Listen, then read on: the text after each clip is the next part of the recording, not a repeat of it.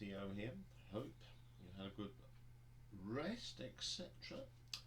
Sun's just about to come out in sunny Northampton. Just a quick mention before we get started. There's a poll running to who we do in the next series of a artist's career. I've gone for Deep Purple, and the people in question are Iain Gillan, Richie Blackmore and John Lord. So if you want to see any of them have a mini-series, just put in the comments below. I can tell you now that John Lord is winning by a country mile at the moment. So today we're going to be looking at the solo albums of the one and only Mr. Ian Anderson of Jethro Tull. We reviewed Jethro Tull not so long ago, and I thought it'd be a good idea to rank Ian Anderson's solo albums. He's made 6 since 1983. Originally the Jethro Tull album A should have been his first solo album, but the record company decided that it should go out as a Jethro Tull album. So we've got 6 albums to look at, all pretty good, except on number 6 there's a few dodgy tracks on that.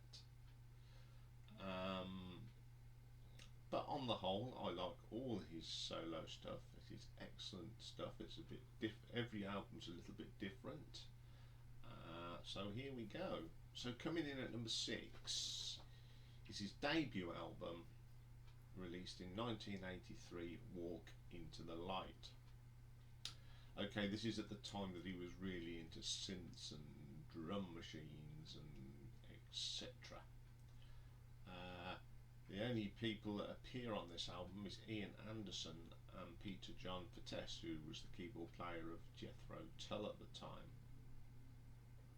Okay, the first track, Fly By Night. It's a really good track. I actually saw Jethro Tull perform this when I saw them at Milton Keynes Bowl. I prefer the live version because I don't like the drum machine so much, but it's still got a nice melody, it's got some nice flute work, and it is the best track on this album. Okay, the second track, Made in England. If you ignore the terrible drum machine, it's a pretty good track. The melody's nice on this, and ignore some of the synthy 80s sound. On the whole, it's not a bad track. I've got not a problem with that one. The title track, Walk Into the Light, again, it's not a bad track, but I think electronic drums do spoil this track. Trains. Now this is just an 80s sound that I just don't like. It's a lot like the material off the Jethro Tull album Under Wraps that come out the year later. I just never took to that track. Endgame, definitely not my cup of tea. Black and white television, it actually sounds like something that Ultravox or Kraftwerk would do. It's not bad. I don't mind it at all. Bit different. Toad in the Hole. This is quite a good track actually. Okay, we got the drum machines, but it does actually sound like a proper drum, and it's got a nice proggy medley. So melody, not medley. What am I thinking? But it's quite a good track. Looking for Eden, not too bad, I suppose. It's listenable. This album is actually more listenable than Under Wraps, actually. I think it's because this is Ian Anderson's solo and the other one's Jethro Tull album, and it doesn't sound like Jethro Tull. So I can give him this one. This is his own stuff, and this is what he wanted to do. User friendly. I can only say one good thing about this: the flute. That's it. The last track, Different Germany. It's that nice mid-80s sound of that you got from Ultravox and Kraftwerk, Depeche Mode. It's not too bad, and I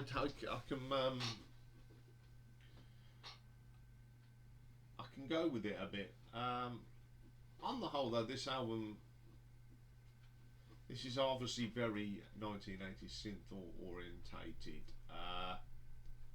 All I'll say about it, I'm glad he went through that phase and then went back to doing proper music. It's not a bad album, and it's not a good album. So I'll give it an RTO ranking of 5 out of 10. Okay then, coming in at number 5. It's his third solo album, released in the year 2000. The Secret Language of Birds. It's named after the dawn chorus and the natural sound of birds at dawn, most noticeably in the spring. That's what it says on the cover, or the reviews. This has got Iain Anderson, who plays vocals, flutes, acoustic guitar, bouzouki, acoustic bass guitar, mandolin, percussion and a piccolo. Andrew Giddins plays an accordion and piano, marimba, percussion, electric bass and orchestral sounds on the keyboards. Jerry Conway is drums, sorry about that, sit on the Secret Language of Birds and the Little Flower. Darren Mooney drums on Sanctuary and Little Language of Birds. James Duncan Anderson drums on Panama Freighter. Martin Barr of Jethro Tull fame played electric guitar on 2 tracks as well. So the first track is called The Secret Language of Birds. This is a very good track. It's so relaxing. Got some great flute work on this. Very, very good track. The Little Flower Girl, another little quirky track here. Some nice keyboards in this, nice mandolin and flutes. Again, very, very nice track. So relaxing, this album is. Montserrat. Again, it's nothing wrong with it. It's very, very pleasant. Postcard Day. Just love the float in this. Typical Iain Anderson, but it does show how versatile he is on playing flute. Very, very nice. The Water Carrier. This is a very folky sort of song. It's got all them, like the mandolin, and it is really, really good. Set Aside. Short little piece, very pleasant though. A Better Moon. This has got the Middle Eastern flavours in it. Nice flute again. One of my favourite tracks on the album. It is so atmospheric, absolutely spot on. Sanctuary, very solid track, nothing wrong with that one. It's what you expect from Iain Anderson. The Jasmine Corridor. I like the guitar on this one. Very folky again. Nice little drums in this. Very solid track. The Habarano Wheel. Got some Celtic feel to this. The accordion sounds really good in this. It's a really good track. Panama Freighter. Another good track. Bit funky in places, but really good. And then we get The Secret Language of Birds Part 2. Iain Anderson is absolutely fantastic on this. His flute playing in this is just wonderful, and it takes you on a journey. It is so relaxing. Boris dancing. When you think of that, you think of old the Prime Minister, don't we? Um, Another really good track. Obviously, it sounds like a very Jethro Tull style track, but it's very, very good. Nothing wrong with that one. Circular Breathing. This is a nice track. Again, it's got that funky feel to it. I love the sound of the mandolin and the flute working together. Absolutely spot on. The Stormont Shuffle. Quite Celtic. I wonder if that's anything to do with the name of the track. Very good track. This is an enjoyable album. Very relaxing. It's got a very nice folk feel to it, as well as some of the nice flute for me and Anderson, showing how versatility he is in his playing. I'll give it an RTO ranking of 6 out of 10. Okay, coming in at number 4. Divinities, 12 Dances with God. Second album released in 1995. The tracks are all instrumental and are influenced by different ethnical traditions like Celtic, Spanish, African. It also features a couple of new members of first time a couple of members of his Jethro Tull band were on here. So Iain Anderson plays concert and bamboo flutes. Andrew Giddings plays some keyboards. Don Perry, who's the drummer with Jethro Tull at the time, he plays drums. Douglas Mitchell plays clarinet. Christopher Cowrie plays the oboe. Jonathan Carey the violin. Nina Gressina the cello, and Randy Wiggs I like that name, Randy Wiggs, plays the harp. Sig Gander plays a French horn, and Dan Redding plays trumpet. First track on this is called In a Stone Circle. Really nice moving piece. Great flute in this. Fantastic track. In the Sight of a Minaret. This is an orchestral piece with Iain taking the lead on the flute. It is fantastic. So again, so relaxing to listen to this. It is definitely a Sunday morning album, this one. In a Black Box, another great tracks. This is so relaxing. In the Grip of Stronger Stuff, a little quirky piece, really strong flute in this. Nice arrangement, very, very good. In Maternal Grace, definitely a Celtic feel to this one. It's absolutely stunning piece of music. In the Moneylender's Temple, this is sort of something you could put on the back in a film, in a soundtrack. Very, very good piece of music. Really, really enjoyable. Okay. In the Defence of Faith, I love this. This is my favourite track. The church organ sound in this is fantastic, and the flute sounds really good. They sort of intertwine and complement each other. Absolutely stunning track.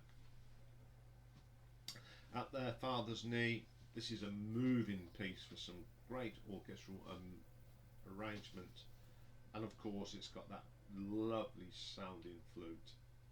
Absolutely clear, crisp flute from Iain Anderson. Then we get on Afrique. It's got that African feel. I'd say this has got a more North African feel to it. Very, very good. Reminds me of the sort of stuff I listened to, heard in Morocco. Very, very good. In the Olive Garden, this has got that Mediterranean feel. Relaxing piece of music. Anderson is just such a great flute player. Beautiful. In the Pay of Spain, this has got a great interplay between oboe and flute. Really complement each other. It sounds like they're talking to each other. It is fantastic. In the Times of India, Bombay Valentine, really good piece of music. This is It's got that Asian feel to it, Asian folk music. Very, very, very good. This album is totally different from Ian Anderson and Jethro Tull completely. It's just got some fantastic arrangements. It just shows what a musician Ian Anderson is. He is very underrated.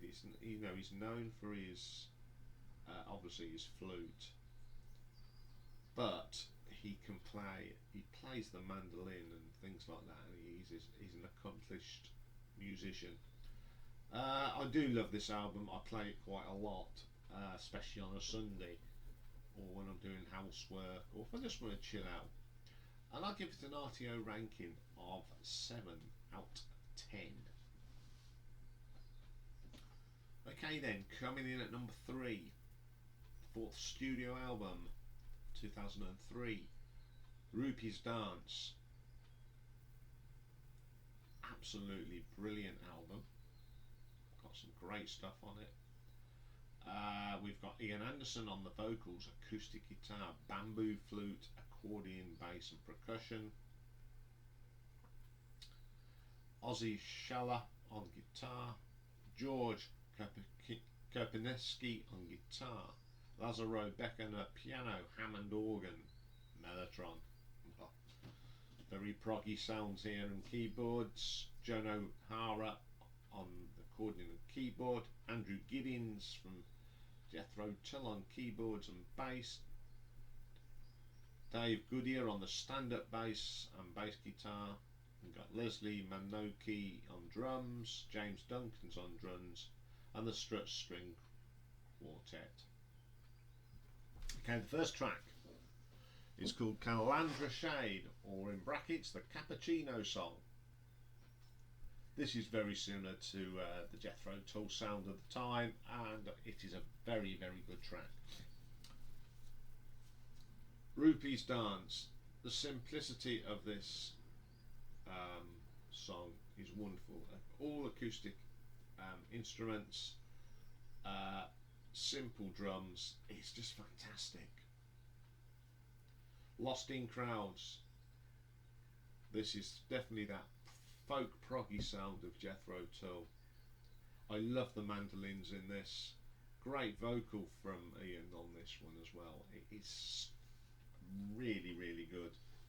A Raft of Penguins. This is my favourite track on the album. The string arrangement in this is fantastic. You've got a little bit of bongos and drums working well together, and the flute sort of entwines around this bongos and drums. Exceptional track. A Week of Moments. It's got that Eastern magical feel to it, very Arabic,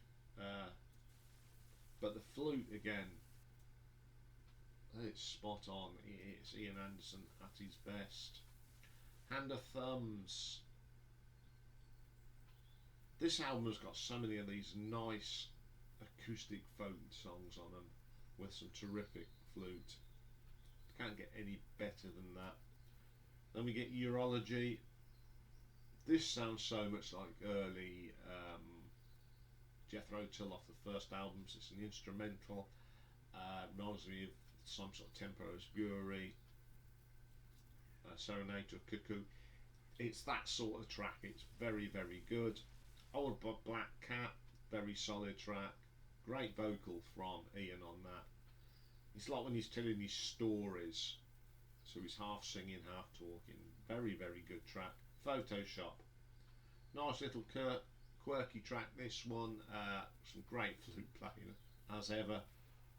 Pigeon Flying Over Berlin Zoo.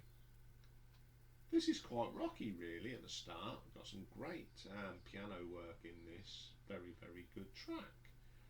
Gramelli's Lament, another track dominated by the flute in this. It's Ian Anderson all over it. Great track. Not Rally Sada Velasava. I think I've pronounced that right. If I haven't, never mind. It's okay. It's got some nice little touches in this, quite moody, and the melodies are very, very good. song. Okay, Two Shorts of Planks, again a lovely folk song, and the flute always enhances this. And then there's a bonus track, you get a track off the Christmas album, Birthday Card at Christmas. It's alright. Another solid album from Mr. Anderson. There's nothing you can dislike about this album. It's got everything you need. Again, relaxing album. Great musicians, great album. And I give it an RTO ranking of 8 out of 10. Okay, then coming in at number 2. This is most current and 6th album, released in 2014, Homo Erraticus. This album is a concept album loosely connected to Thick of the Brick and Thick of the Brick 2. Again, the lyrics in here is always the fictional character of Gerald Bostock is mentioned. On this we have got Iain Anderson lead and backing vocals, flute and acoustic guitar, Florian Orphley electric guitar, Joan O'Hara piano, organ, keyboards and accordion, Dave Goodyear on the bass, Scott Hammond drums and percussion, and Ryan O'Donnell does additional vocals. Okay, the first track on this album is Doggerland, and in brackets 7000 BCE, before Central Europe, before I don't know. Really nice track, rich sound to this, great rock guitar riffs, the keyboards are fantastic, and of course then to add into the mix we have the flute and the vocal of Mr. Iain Anderson. Terrific track. Heavy Metals, and this is 750 BCE to 43 CE. Must have something to do with BC and AD, but in a Tull way. 1 minute 29, and it's only a little short piece, but it's very good folk. Then we have Enter the Uninvited. This in brackets is 43 CE to 410 CE, 1960. This is just classic proggy Jethro Tull, absolutely spot on. I love it when he does his little speeches. Comes from that mid-70s sort of Tull sound. Great track. Pure Ferox Adventurous, 313 to 600 CE.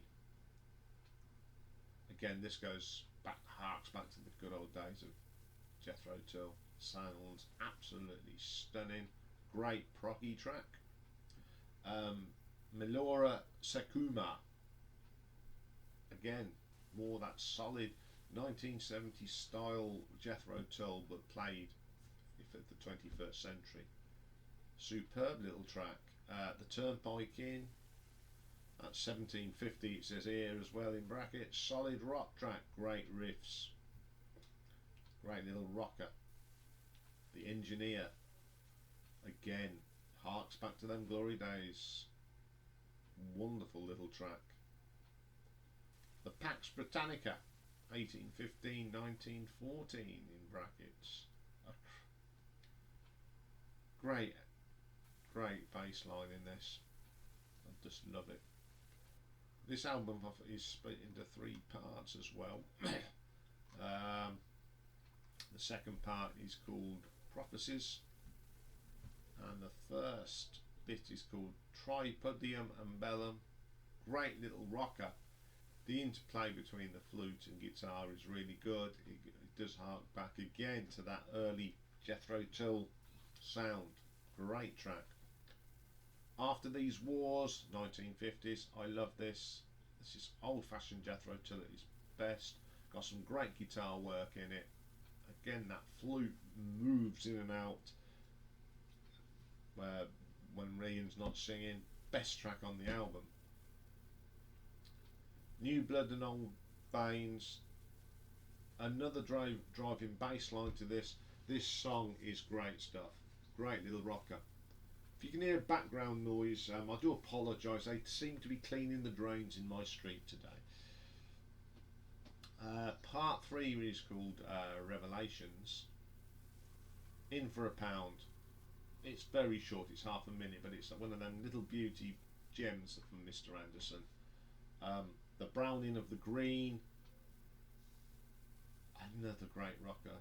Love the keyboard sound in this, those driving riffs and the swirling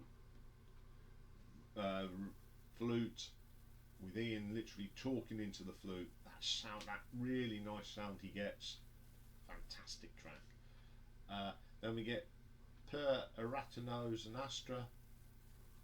This is just one of Iain Anderson's little poetry bits.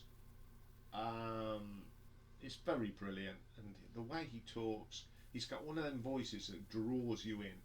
Great track, great track. Cold Dead Reckoning. This is fantastic. It's truly a modern day progressive piece of music. It harks back definitely to that early years of Jethro Tull. Great keyboard all throughout. The flute works well. It's just a great track. This album is probably one of the best works Iain Anderson's done. It's a great concept, great musicians, and if this is anything to go on, I hope the new Jethro Tull album has got the same sort of sound as this, because if it has, it'll be a great album. And I give it an RTO ranking of 9.5. Okay, my number 1, which is quite ironic really, because if you remember in my Jethro Tull, my number 1 was Thicker Than a Brick, and it just happens to be that my favourite Iain Anderson solo album is Thick as a Brick too, and it's subtitled Whatever Happened to Gerald Bostock. It's the 5th album and was released in 2012 as a follow-up to Thick as a Brick. On here we have got Iain Anderson on flutes and acoustic guitar, Florian Ophelia on the electric guitar again, John O'Hara accordion, Hammond organ and piano and keys, Pete Judge trumpet, flugelhorn, tenor horn and E-flat tuba.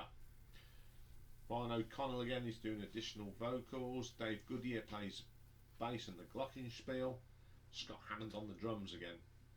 This album is fantastic. It literally is a continuation of Thick as a Brick. It's a superb album. From a pebble throw, I love the start to this. It literally goes into the elements of little bits from Thick as the Brick itself, and it fades in. It starts quiet and it just fades in. Fantastic. Then we get a medley of pedals, instrumental and half beans. This is surely the markings of classic Jethro Tull. I love this. Iain Anderson's flute work on this instrumental is as good as anything you've ever heard him do in Jethro Tull. Then we get Upper Six, Lone Shark, Banker Bets and Banker Wins. Another solid rock track this is. Nice guitar solo in this, really is strong, and some great drumming. Swing It Far. It's one of them quieter tracks, and it's Iain Anderson. He's almost talking than singing, but he's as I said before, he has got this knack of doing this, and he draws you into the story. I think Iain Anderson's got a wonderful speaking voice. If he was to do it like his autobiography and he read it, you'd be so engrossed.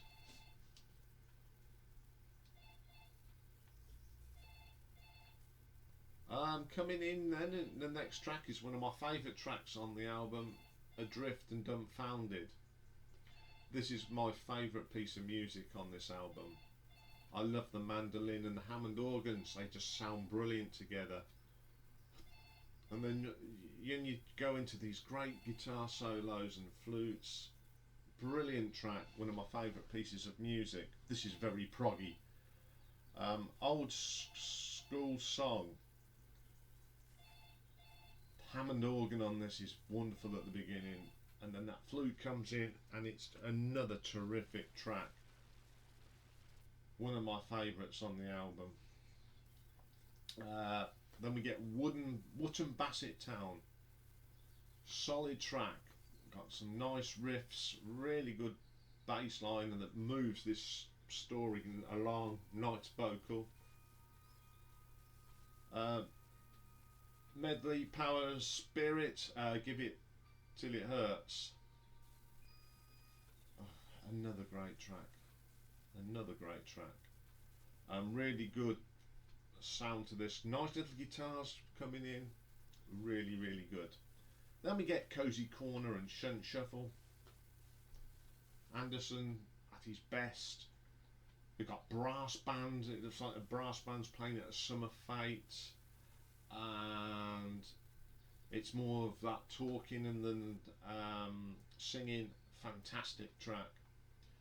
Change of Horses. Guitar work is brilliant in this. Great drum and bass line. This is quite a rocky album anyway, and this is one of the best ones. Sorry. Confessional. One of them sort of reflection songs that Ian Anderson does. Talking and singing. Nice track, and it brings the story starts to bring the story to a conclusion. Kesmet in Suburbia, great rocker, great guitar solo in this, fantastic. Then we get What Ifs, Maybes and Might Have Beens. This track is very clever. It goes back into the beginning of Has-Beens and Maybes, nice rocking track. And you think, oh, this is going to end like this, and then all of a sudden it slows right down, and you get the last piece again of Thick as a Brick, the original recording. Absolutely stunning.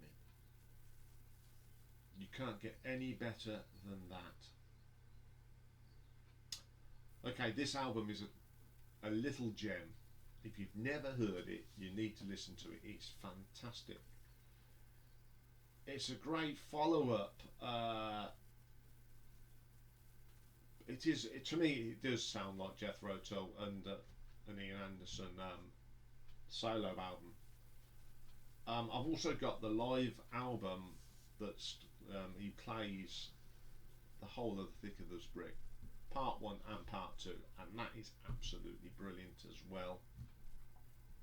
But surely this is a mini little classic, and to me it was a no-brainer. This was going to be my number 1. When it come out, I brought it straight away, and I fell in love with it. Now I do sometimes play both back to back, and it's great. So there's only one ranking I can give this, and that is an RTO ranking of 10 out of 10. Okay, that's Mr. Anderson talked about. We've got another show to do today, retro ranking with the very, very classy Miss Kim Wilde. I'll be back for that later, and as you notice, my house phone was going off in the background, so I need to go and sort that out. I do apologise, but I wasn't going to stop. If it was important, they ring back, but I can go and check now. Okay, I will see you all later. Take care for now.